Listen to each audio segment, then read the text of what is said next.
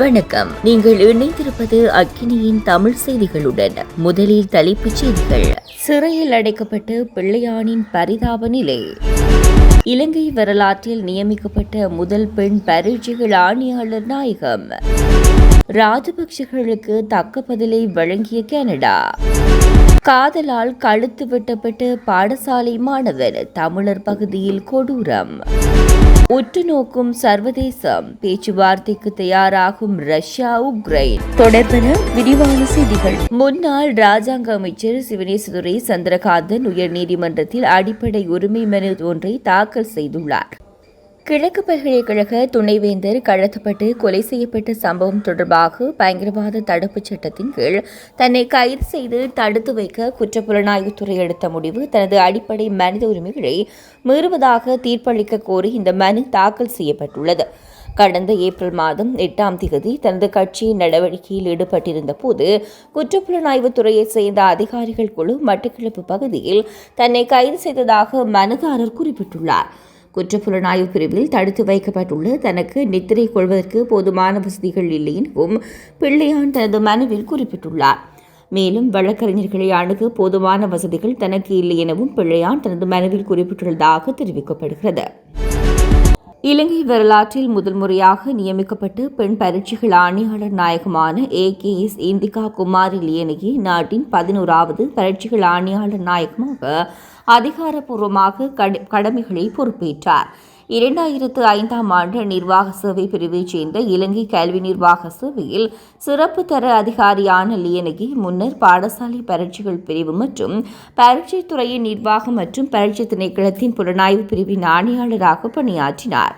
காலியில் உள்ள சங்கமிதா பாலிகா வித்தியாலயத்தின் முன்னாள் மாணவியான இவர் முன்னர் கொழும்பு DS சேனநாயக்க கல்லூரியின் துணை முதல்வர் மற்றும் முதல்வராக பணியாற்றினார் என்பதும் குறிப்பிடத்தக்கது.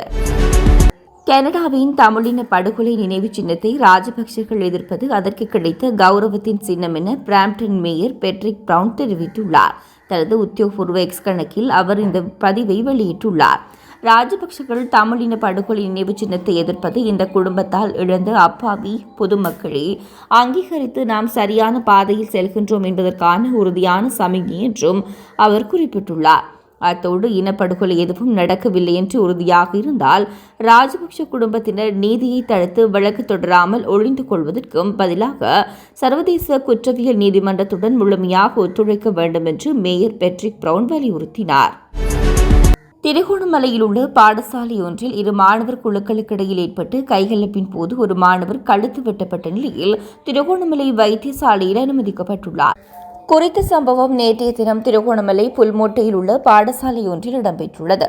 சம்பவம் தொடர்பில் மேலும் தெரிய வருகையில் திருமலை புல்மோட்டையில் உள்ள பாடசாலை ஒன்றில் சாதாரண தரத்தில் கல்வி கற்கும் இரு மாணவர்களுக்கிடையில் கைகலப்பு ஏற்பட்டுள்ளது. இதன்போது ஒரு மாணவர் இன்னொரு மாணவர் மீது கூறிய ஆயுதத்தை கொண்டு தாக்குதல் மேற்கொண்டுள்ளதாக தெரிவிக்கப்பட்டுள்ளது. இதன்போது மாணவரின் கழுத்து பகுதியில் பாரிய வெட்டுக்காயம் ஏற்பட்ட நிலையில் அவர் புல்மோட்டை வைத்தியசாலைக்கு கொண்டு செல்லப்பட்டு பின்னர் திருகோணமலை வைத்தியசாலைக்கு மாற்றப்பட்டு தீவிர சிகிச்சை பிரிவில் சிகிச்சை பெற்று வருவதாக எமது செய்தியாளர் தெரிவித்துள்ளார். காதல் பிரச்சினை காரணமாகவே இருவருக்கும் இடையில் கைகலப்பு ஏற்பட்டுள்ளதாக ஆரம்பகட்ட விசாரணையின் மூலம் தெரியவந்துள்ளது. ரஷ்யா உக்ரைன் போர் ஆரம்பித்து 3 ஆண்டுகள் கடந்த நிலையில் இரு நாடுகளும் நடத்தும் நேரடி முதல் பேச்சுவார்த்தை இன்று இடம்பெறவுள்ளதாக சர்வதேச ஊடகங்கள் செய்தி வெளியிட்டுள்ளன. இப்போரை முடிவுக்கு கொண்டுவர அமெரிக்கா முனைப்பு காட்டி வரும் நிலையில் இருதரப்பு பேச்சுவார்த்தையானது சர்வதேச முக்கியத்துவமிக்க ஒன்றாக மாறியுள்ளது.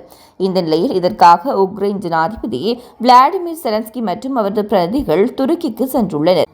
அதன்படி துருக்கியில் இன்று நடைபெறும் ரஷ்யா உக்ரைன் இடையே நேரடி பேச்சுவார்த்தையில் ரஷ்ய ஜனாதிபதி விளாடிமிர் புதின் பங்கேற்கவில்லை.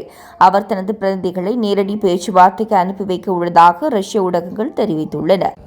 ரஷ்யா சார்பில் வெளியுறவுத்துறையின் துணை அமைச்சர் மிக்கேல் காலுஜின், பாதுகாப்பு துறையின் துணை அமைச்சர் அலெக்சாண்டர் போமின், ரஷ்ய ராணுவ உளவுத்துறை தலைவர் இகோர் கோய்ஸ்கோ உள்ளிட்டவர்கள் பங்கேற்க உள்ளனர்.